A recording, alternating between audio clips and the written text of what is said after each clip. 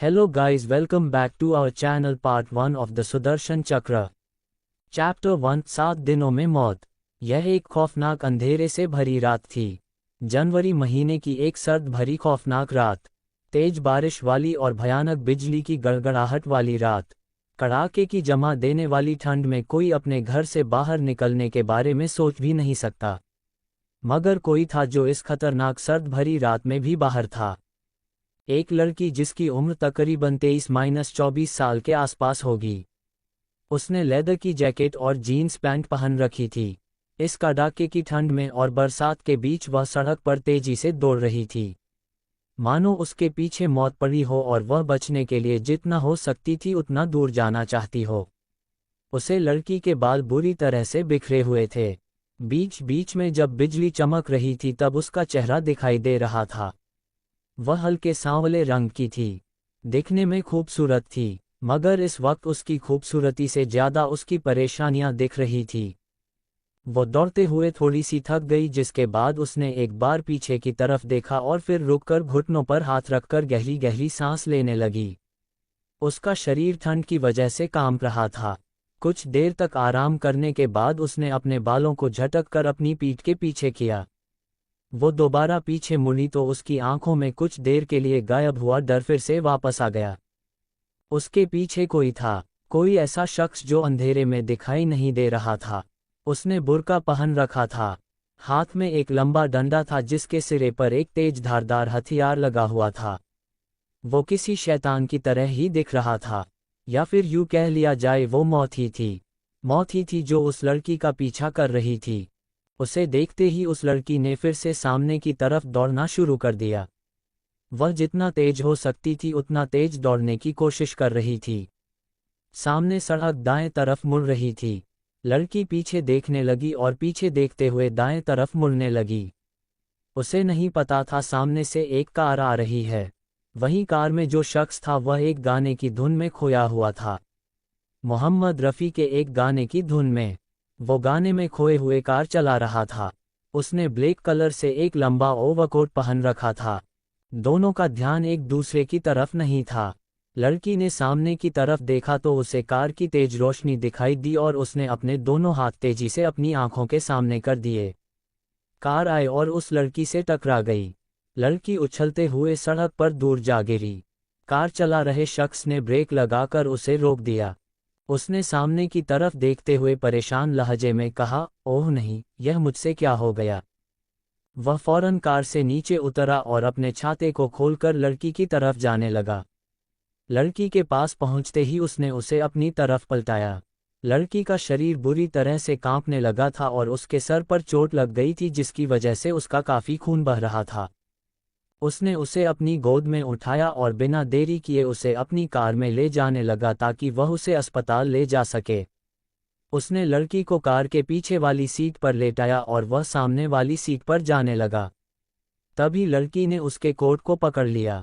वह लड़की कांपते हुए शब्दों में बोली, मुझे मरने से कोई नहीं बचा सकता, मेरी बात ध्यान से सुनो। उस लड़के ने उसे अजीब नज़रों से देखा और फिर उसके हाथ को छुड़ाने की कोशिश की। तुम्हें कुछ नहीं होगा, मुझे बस तुम्हें सही वक्त पर हॉस्पिटल लेकर जाना है, उसने हाथ छुड़ाने की कोशिश करते हुए कहा। मगर उसे लड़की ने उसके कोट को नहीं छोड़ा। लड़की के गले में एक बैग था। उसने दूसरे हाथ से बैग को अपने गले से निकाला और उसे उस लड़के की तरफ करते हुए कहा, इसमें एक चीज़ है, प्लीज़ इसे जितनी जल्दी हो सके उतनी जल्दी इसकी मंजिल पर पहुंचा देना। अगर तुमने इसे इसकी मंजिल तक नहीं पहुंचा तो यह चीज़ जिस किसी के पास होगी उसकी 7 दिनों में मौत हो जाएगी। लड़की बुरी तरह से कांपने लगी थी और उसके मुंह से सफ़ेद झाग बाहर निकलने लगी। लड़के ने दोबारा से उसके हाथ को अलग करने की कोशिश की और फिर अलग करने के बाद सामने आकर कार को दोबारा स्टार्ट किया। जब वह कार को दोबारा स्टार्ट कर रहा था तब उसकी आईडी कार्ड दिखा जिस पर लिखा था संजय सिंह। उसका नाम संजय था। जल्द ही वो उसे अस्पताल ले आया जहां डॉक्टर ने उसका इलाज शुरू करने की कोशिश की। मगर 30 मिनट का भी वक्त नहीं लगा और डॉक्टर ने बाहर आकर बताया, सॉरी, हम इस लड़की को नहीं बचा पाए। इस लड़की को काफ़ी सारे सांपों ने काट लिया था जिसका जहर फैलने की वजह से इसकी मौत हो। संजय ने हैरानी से कहा, क्या बहुत सारी सांपों ने काट लिया? फिर उसे याद आया जब वह लड़की उसकी कार में थी तब उसके मुंह से झाग निकल रहा था। उसे लड़की की मौत के लिए बुरा लग रहा था। जल्दी पुलिस भी यहाँ पर आ गई थी। थोड़ी बहुत पूछताछ के बाद संजय ने अपनी पहचान पुलिस को बताई, जिसके बाद लड़की की मौत के कारण को जहर ही मान लिया गया। अगले 2-3 घंटे तक संजय वहीं पर था। इसके बाद वह सुबह के 5 बजे के करीब वो बाहर आया और अपनी कार में बैठकर घर जाने के लिए उसे स्टार्ट किया। तभी उसने पीछे की तरफ देखा जहां लड़की का बैग पड़ा था। उस बैग को जिसे देते हुए लड़की ने कहा था कि इसमें कोई ऐसी चीज़ है जिसे उसकी मंजिल तक पहुंचाना है, वरना 7 दिनों में उस शख्स की मौत हो जाएगी जिसके पास ये चीज़ रहेगी। वह कुछ देर तक इसे देखता रहा। फिर उसने बैग को उठाया और सामने वाली सीट पर लाकर उसे खोला। बैग के अंदर अजीब से पत्थर के 3 टुकड़े थे। ये 3 टुकड़े मिलकर एक चक्कर बना रहे थे जिसे पूरा होने के लिए चौथे टुकड़े की जरूरत थी, मगर वह यहाँ पर नहीं था। उसने सोचते हुए कहा, ये लड़की इन पत्थर के टुकड़ों को क्या कर रही थी और यह बात इसके दिमाग में किसने डाल दी, जिसके पास ये पत्थर के टुकड़े होंगे उसकी 7 दिनों में मौत हो जाएगी। फिर वह मुस्कुराया और बोला, घर जाकर इसे शहनाया को दूंगा। मेरी वो पागल बहन जो खुद को एक फौजी कहती है, उसे इसमें बहुत दिलचस्पी होगी। ये कहकर उसने कार स्टार्ट की और उसे अपने घर की तरफ ले लिया। सुबह के तकरीबन 6:30 बज रहे थे जब शहनाया के कमरे का अलार्म जोर जोर से बजने लगा। शहनाया एक बहुत ही खूबसूरत लड़की थी। 23 साल की उम्र की, थोड़ी हल्के सांवले रंग की लड़की, 5 फुट 9 इंच हाइट, काले बाल जो उसकी कमर तक आते थे। वह कमरे में इस वक्त कंबल ओढ़कर सोई हुई थी और उसके उठने का मन नहीं कर रहा था। उसने मरीज की तरह अपने हाथ को आगे बढ़ते हुए उसे अलार्म पर रखा और उसे बंद कर दिया। अलार्म को बंद करने के बाद उसने दूसरी तरफ करवट ली। दूसरी तरफ करवट लेते ही उसके कमरे का एक नज़ारा दिखा। उसका पूरा कमरा अलग अलग एंटीक चीज़ों से भरा हुआ था। सब की सब चीज़ एक से बढ़कर एक थी और काफ़ी पुराने वक्त की लग रही थी। सामने की दीवार पर एक बोर्ड था जिस पर उसने काफ़ी सारे नोट को लिख लिख कर चिपका रखा था। वह हिस्ट्री की एक स्टूडेंट थी और उसे खोज करना और पुरानी चीज़ ढूंढना बहुत पसंद थी। शहनाया ने अभी तक 5 मिनट ही और नींद ली होगी, तभी उसके बेड के ठीक नीचे पड़े दर्जन भर अलार्म एक साथ बज पड़े। इन्हें सुनते ही शहनाया की आंख एक झटके में खुल गई और वह फौरन उठकर बैठ गई। उसने अपने बालों को पीछे की तरफ झटका और मुंह से हवा छोड़ते हुए कहा, शहनाया, तुम्हारी यह नई सुबह बहुत आफत भरी रहने वाली है। चैप्टर 2 क्लियोपेट्रा के दासी की कब्र। पिछले भाग में आपने देखा एक लड़की सड़क पर एक शख्स से बचते हुए भाग रही होती है। उसे लड़की का एक्सीडेंट हो जाता है और वह विजय नाम के लड़के की कार से टकरा जाती है। विजय उसे अस्पताल लेकर जाता है तो पता चलता है उस लड़की की मौत सांप के काटने की वजह से हो गई।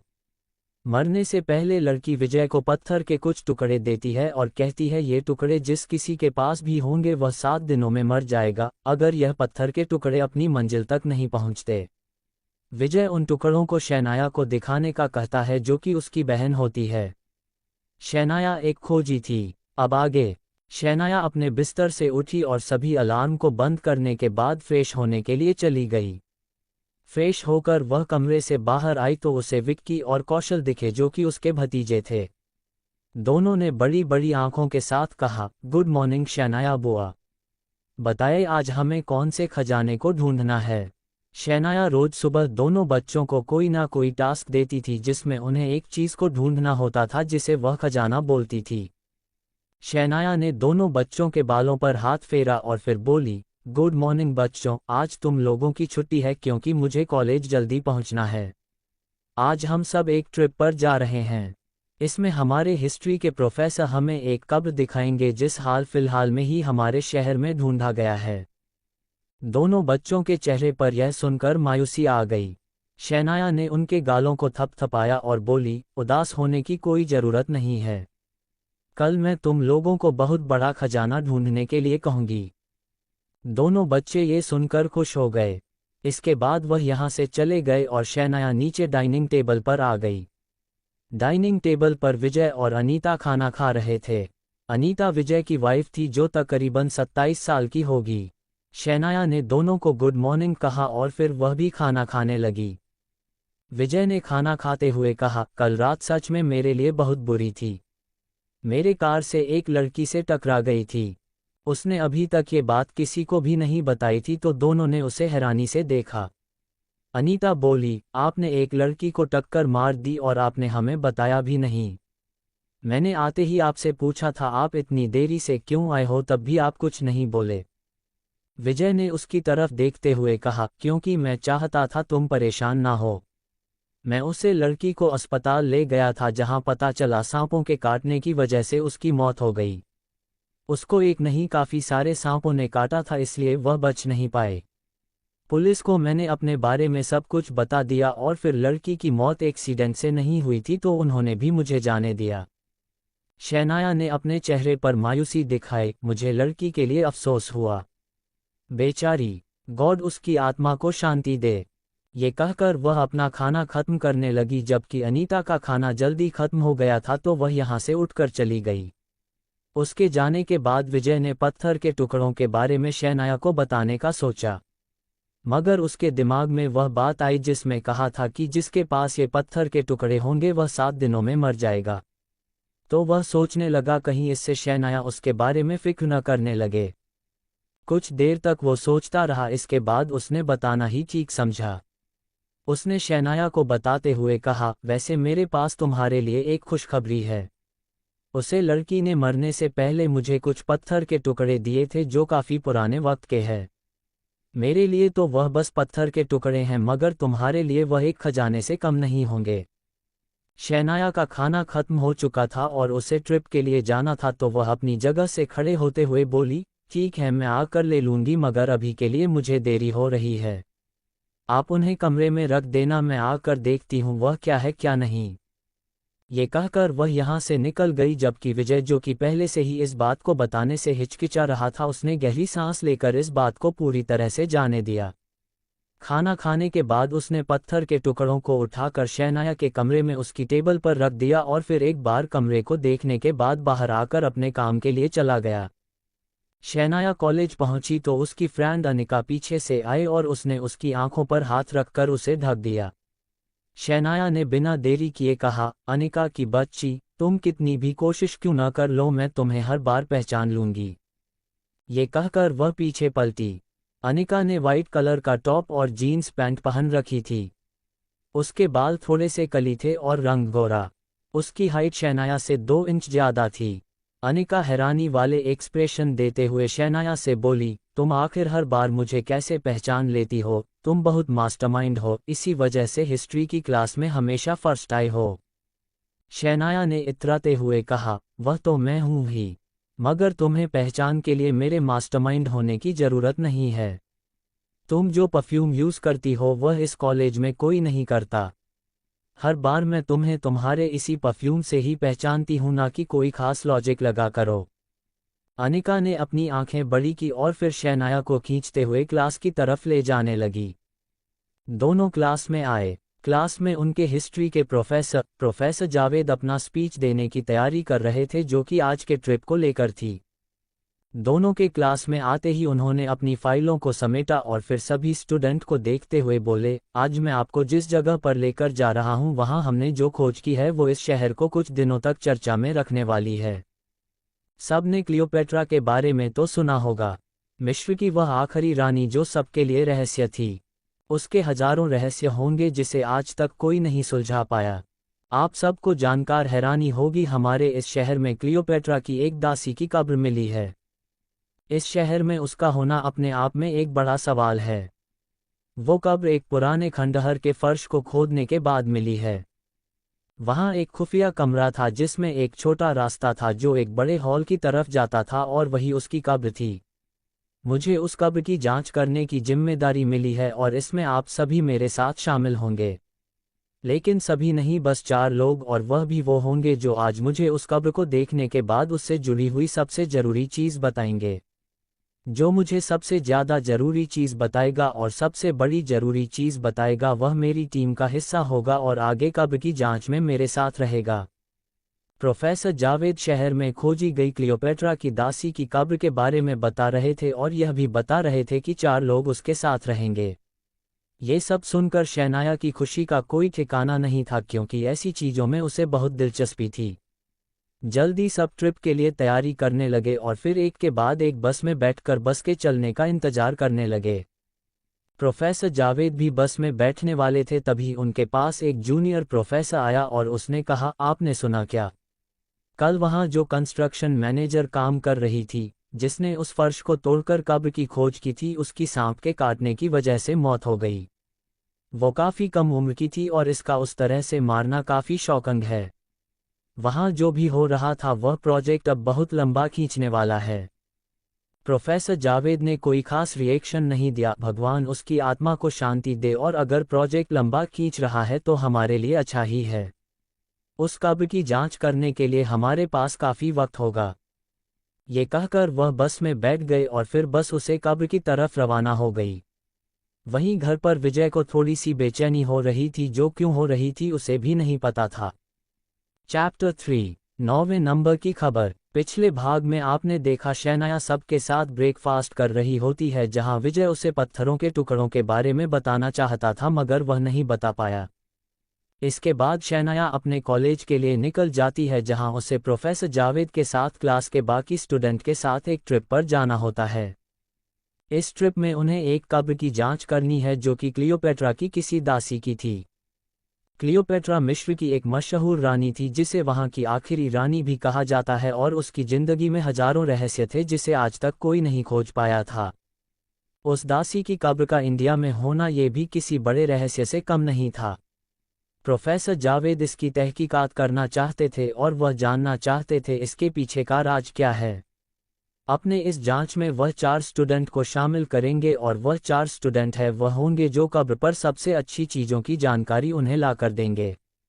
शहनाया अपनी दोस्त अनिका के साथ कब्र के लिए निकल गई थी और बाकी सभी उसके साथ थे। अब आगे तकरीबन 1.5 घंटे के सफ़र के बाद एक जंगल में से होते हुए उनकी बस पत्थरों के एक टूटे हुए ढांचे के पास आकर रुक गई। धीरे धीरे सब बस से उतरकर बाहर आ गए। यहाँ से उन्हें एक छोटी पहाड़ी की चढ़ाई चढ़नी थी। वहां तक जाने वाली सीढ़ियाँ पत्थर की ही बनी हुई थी। जहां पर क्लियोपेट्रा की दासी की कब्र मिली थी वह जगह इस पहाड़ी के ऊपर थी। नीचे पत्थर के टुकड़े पहले सभी को साधारण लगते थे, मगर अब ये भी अपने आप में एक कहानी बयां कर रहे थे। ये पूरी जगह क्लियोपेट्रा के दासी की कब्र मिलने से पहले एक टूरिस्ट स्पॉट हुआ करता था। पहाड़ी के ऊपर जगन्नाथ जी का मंदिर था जो काफ़ी फेमस था, और इस मंदिर की वजह से यहाँ पर लोगों की काफ़ी भीड़ रहती थी। इस मंदिर के आगे तकरीबन 1.5 किलोमीटर दूर वह जगह थी जहाँ पर किलोमीटर की दासी की कब्र मिली थी। प्रोफेसर जावेद उतरे और सीधे सीढ़ियों से पहाड़ी की तरफ चले गए, और बाकी के स्टूडेंट भी। पर शहनाया वहीं पर रुक गई और वहां मौजूद पत्थरों को देखने लगी। अनिका ने उसे इस तरह से पत्थरों को देखते हुए कहा, अब तुम इन पत्थरों में क्या ढूंढने लगी हो? सारे लोग ऊपर जा रहे हैं तो हमें भी ऊपर जाना चाहिए। शहनाया ने बिना उसकी तरफ देखे जवाब दिया, जहां तक मैं मिस्र के लोगों को जानती हूं उनके लिए यह पत्थर के टुकड़े किसी किताब के पन्नों से कम नहीं होते थे। अगर क्लियोपेट्रा के दासी की कब्र यहाँ पर मौजूद है तो यहाँ पर मौजूद पत्थर का हर एक टुकड़ा कोई ना कोई कहानी बयां कर रहा होगा। नीचे काफ़ी बड़े बड़े पत्थर के टुकड़े पड़े थे जिन्हें सीढ़ियों के मुहाने पर लगाकर इस जगह को डेकोरेट करने के लिए इस्तेमाल किया गया था। तकरीबन 10 पत्थरों के टुकड़ों को देखने के बाद 11वें पत्थर के टुकड़े पर उसे कुछ बना हुआ दिखा। उसने अपने बैग से ब्रश निकाला और पत्थर के उसे टुकड़े को साफ किया। साफ करने के बाद उसे पता चला इस पत्थर के टुकड़े पर कोई सिंबल बना हुआ था, जिसकी उसने अपने फ़ोन से फ़ोटो ले ली। फिर वह अनिका के साथ बाकी लोगों के पीछे पीछे ऊपर चल पड़ी। सब ऊपर पहुंच चुके थे। मंदिर को जाने वाले रास्ते पर अभी भी काफ़ी भीड़ थी और वहां पर लोग किसी मेले की तरह मौजूद थे। वहीं जिस तरफ क्लियोपेट्रा के दासी की कब्र मिली थी वहां पर बस काम करने वाले लोग ही थे। यहाँ के लोगों को इस चीज़ से कोई मतलब नहीं था, ये साफ दिख रहा था। धार्मिक आस्था यहाँ पर जिज्ञासा के ऊपर हावी थी। प्रोफेसर जावेद थोड़ा सा और आगे आए और उन्होंने इस पूरी जगह को एक ही नज़र में देखा। ये जगह एक महल हुआ करता था जिसे पथरीली ईंटों से बनाया गया था। पथरीली ईंटें पत्थर के बड़े बड़े टुकड़े होते हैं, एक दूसरे के ऊपर रखकर उनका इस्तेमाल कारीगरी के लिए किया जाता है। ये महल किसी राजा का ही हुआ करता था। अंग्रेजों के वक्त जब राजा महाराजाओं को दौर खत्म होना शुरू हो गया तब ये राजा भी इस दौर में खत्म हो गए और उनका ये महल पीछे रह गया। कई सालों तक इस महल का इस्तेमाल भगवान जगन्नाथ की पूजा पाठ करने वाले लोगों के द्वारा किया गया। मगर एक दिन इसका एक हिस्सा नीचे गिर गया था जिसके बाद ये पूरी तरह से वीरान हो गया। फिर यहाँ पर कोई नहीं आता था। ये जगह भी सरकार के नाम हो गई। कुछ महीनों पहले ये जगह एक बड़े बिजनेसमैन ने खरीद ली और उसने यहाँ पर कंस्ट्रक्शन का काम शुरू कर दिया। वो यहाँ पर एक होटल बनाना चाहता था। मंदिर पर भी वह काफ़ी सारे पैसे लगाने वाला था ताकि यहाँ पर और ज़्यादा लोग आए और वह एक दिन की बजाय कुछ दिन रुक कर जाने लगे, जिससे उसके होटल की कमाई बने वाली थी। क्लियोपेट्रा की दासी की कब्र महल के निचली मंजिल की फर्श के टूटने की वजह से मिल गई। प्रोफेसर जावेद पीछे मुड़े और पीछे मुड़कर यह सारी बातें अपने स्टूडेंट को बताए। सब बातें बताने के बाद वह बोले, हर कोई ध्यान से इस जगह के अंदर जाएगा। इमारत कमज़ोर है तो एक बार में 5 लोगों से ज़्यादा कब्र को देखने कोई नहीं जाएगा। फिर वह अपने साथ 5 लोगों को लेकर इस महल के अंदर चले गए। इन 5 लोगों में शहनाया और अनिका भी थे।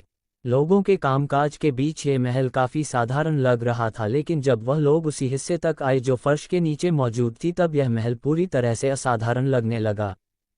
नीचे सीढ़ियाँ थीं, फिर एक गुफा और फिर हॉल। उस हॉल में 12 दरवाजे थे। कब्र इनमें से एक दरवाजे के पीछे मौजूद थी। उस दरवाजे पर काफ़ी सारी लाइट्स लगी हुई थी जो यहाँ पर काम करने वाले लोगों ने ही लगाई थी। रास्ते से पत्थर के कपड़े हटा दिए गए थे ताकि किसी को आने जाने में दिक्कत ना हो।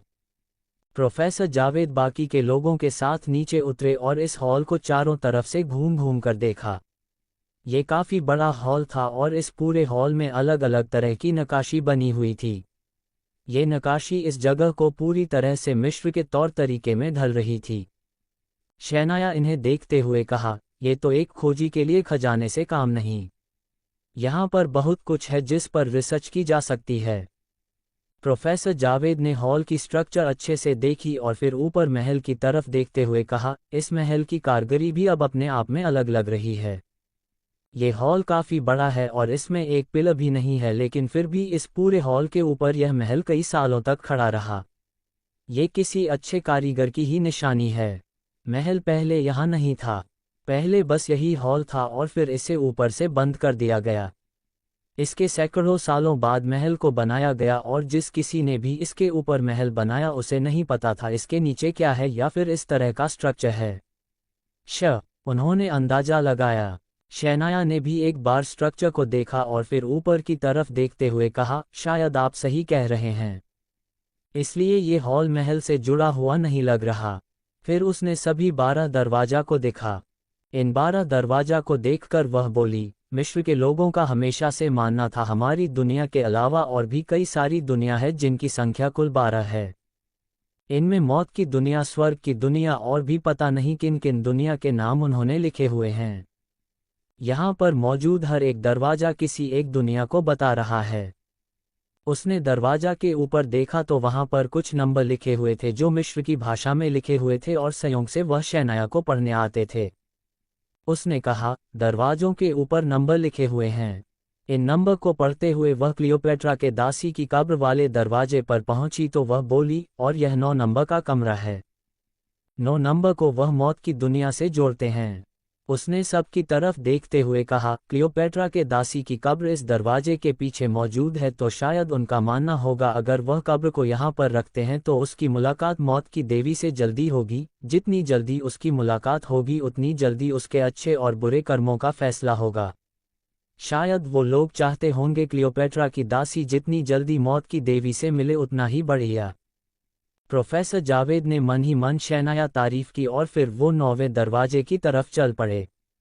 शहनाया को काफ़ी चीज़ों की जानकारी थी और उसकी दिलचस्पी भी इन सब चीज़ों में काफ़ी ज़्यादा थी। चैप्टर 4 श्राप। पिछले भाग में आपने देखा शहनाया प्रोफेसर जावेद और बाकी के स्टूडेंट के साथ क्लियोपेट्रा की दासी की कब्र देखने आए थे। कब्र भगवान जगन्नाथ के मंदिर के सामने बनी थी जिन्हें विष्णु का अवतार भी माना जाता है। पहले यहाँ पर एक महल हुआ करता था और महल के नीचे वह जगह थी जहाँ पर कब्र मौजूद थी। सभी लोग नीचे आए तो उन्हें 12 दरवाजे दिखे, जिस पर शहनाया ने बताया कि मिस्र के लोगों का मानना था 12 अलग अलग तरह के दुनिया होती है। इसमें 9वीं दुनिया मौत की दुनिया थी और क्लियोपेट्रा की दासी की कब्र को वहां पर रखा गया था। इसके पीछे का कारण उसने ये बताया था कि मिस्र के लोग चाहते थे, या फिर जिसने भी इस कब्र को यहाँ पर रखा वह चाहते थे जल्दी से जल्दी दासी मौत की देवी से मिले। प्रोफेसर जावेद अपने कुछ स्टूडेंट के साथ अंदर आ चुके थे। उनके ठीक सामने क्लियोपेट्रा के दासी की कब्र थी, जिसे सोने के रंग वाले एक ताबूत में रखा गया था। इस ताबूत के नीचे काफ़ी कुछ लिखा गया था, मगर वह क्या था ये कोई नहीं पढ़ पा रहा था। शहनाया ने भी पढ़ने की कोशिश की थी, मगर उसे ये लैंग्वेज नहीं आती थी। ताबूत के ऊपर दोनों हाथ क्रॉस के रूप में जोड़ी हुई एक औरत थी। उसके ठीक पास एक हथियार था जो मौत की देवी के पास होता है, एक लंबा डंडा जिसके आखिर में एक तेज धारदार नुकीले जे आकार का खंजर लगा हुआ था। कब्र को खोल दिया गया था। इससे पहले जिस किसी ने भी कब्र को देखा होगा उसी ने ये खबर खोली थी। ताबूत के अंदर एक मम्मी थी, पट्टियों से बनी हुई लाश। उसके आसपास ढेर सारा सामान पड़ा हुआ था। इस सामान को किसी ने हाथ नहीं लगाया। प्रोफेसर जावेद के पास यहाँ पर किसी भी चीज़ को देखने की और छूने की इजाज़त थी, इसलिए वह आगे आए और उन सामान को उठाकर देखने लगे। इनमें शरबत के प्याले, खाने के लिए बर्तन, एक अजीब सा नक्शा, फिर कुछ ऐसा सामान था जो किसी सफ़र में काम आता था। ये सब कुछ उसमें था। शहनाया ने भी इन्हें देखा और फिर प्रोफेसर जावेद को कहते हुए बोली, सामान को देखकर ऐसे लग रहा है जैसे इन्होंने इसे मौत की देवी से मिलने नहीं बल्कि किसी सफ़र पर भेजा है, किसी ऐसे सफ़र पर जहां इसका मौत की दुनिया में जाना जरूरी था। प्रोफेसर जावेद ने उन सामान को वापस वहां पर रखते हुए कहा, मैं विज्ञान को मानता हूं, इसलिए यह बातें मेरे लिए बस कहानियों की तरह है। हालांकि हम इस चीज़ को नज़रअंदाज नहीं कर सकते। ऐसी चीज़ होती है। हजारों साल पहले काफ़ी कुछ ऐसा हुआ है जिसे विज्ञान की भाषा में नहीं समझा जा सकता। मिस्र के लोग तो इसमें और भी ज़्यादा आगे थे। इन्होंने जो पिरामिड बनाया उसके भी ऐसे हजारों रहस्य हैं जिन्हें आज तक नहीं सुलझाया गया। फिर यह कब्र क्लियोपेट्रा की दासी ठहरी तो इसका तो कहना ही क्या। क्लियोपेट्रा का नाम भी अपने आप में एक बड़ा रहस्य है। शहनाया भी सामान को छू सकती थी तो उसने नक्शे को उठाया और उसे देखने लगी। इस नक्शे में समंदर, जंगल, पहाड़, रेगिस्तान, ना जाने क्या कुछ बनाया गया था। तकरीबन 1 फुट की चौड़ाई और लंबाई वाले प्लेट पर बने इस नक्शे में तारों को भी दिखाया गया था। उन तारों के बीच एक बड़ा सा चक्कर था जो किसी सूरज की तरह दिखाई देता था, मगर यह सूरज नहीं था। शहनाया ने उस चक्र को देखते हुए कहा, यह किसी धारदार हथियार की तरह लगता है और जिस तरह से नक्शे में रखा गया है उससे पता लगता है यह इसकी आखिरी मंजिल थी। फिर उसने नीचे देखा तो उसे बादल से बने हुए दिखाई दिए और फिर वहां पर वह औरत दिखाई दी जिसके हाथ में मौत का हथियार था। यहाँ पर मौत की देवी को रखा गया है और मौत की देवी के बाद इस चीज़ को, यानी कि यह मौत की दुनिया में इस चीज़ को ढूंढने गई है, या कहा जा सकता है इसे इस चीज़ तक जाने के लिए मौत की दुनिया को पार करना था और इसलिए इसको मारकर यहाँ पर रखा गया। प्रोफेसर जावेद ने चित्रों की तरफ देखा और फिर मुस्कुराते हुए बोले, तुम्हारी बातों में तुमने जो लॉजिक लगाया मैं उसकी तारीफ करता हूँ, मगर ऐसा कुछ भी नहीं है। फिलहाल तुम सब चीज़ों को रख दो और यहाँ पर और भी चीज़ें हैं, उन्हें देखा और पता करो क्या कुछ पता चलता है। इस कब्र के लिए हमारा सबसे पहले जो मकसद होना चाहिए वो यही होना चाहिए कि इसकी कब्र आखिर यहाँ पर कर क्या रही है। इसलिए यहाँ पर जो भी ढूंढो उसके पीछे इस चीज़ का लॉजिक लगाओ कि यह यहाँ पर क्या करने आई थी, ना कि इस चीज़ का लॉजिक लगाओ कि ये मौत की दुनिया में किस लिए गई। शहनाया ने हाँ में सिर हिलाया और फिर अपने आसपास की चीज़ों को देखने लगी। इस कमरे में काफ़ी सारी नक्काशी की गई थी और हर एक नक्काशी कुछ ना कुछ बता रही थी।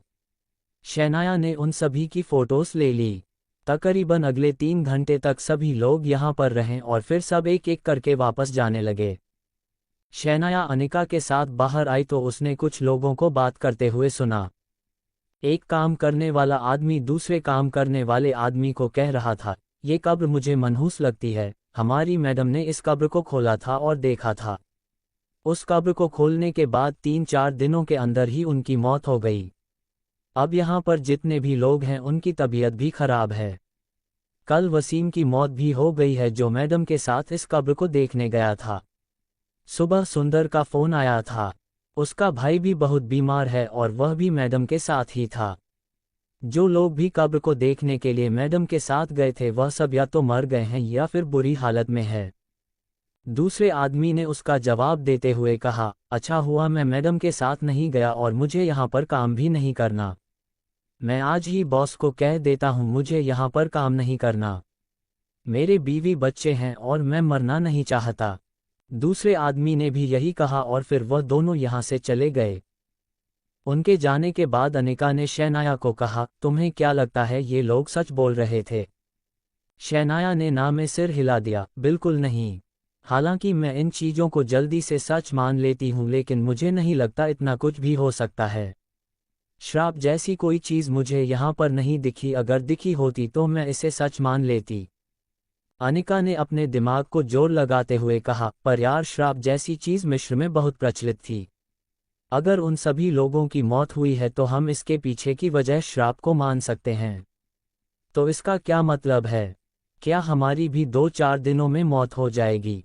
अनिका शहनाया को डराने के लिए ये सब कह रही थी, जबकि उसका यह मानना बिल्कुल नहीं था।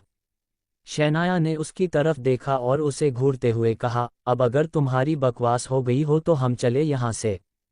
मुझे बहुत भूख लगी है, कुछ खाने पीने का देखते हैं। शहनाया बोली और फिर वह अनिका के साथ यहाँ से चली गई।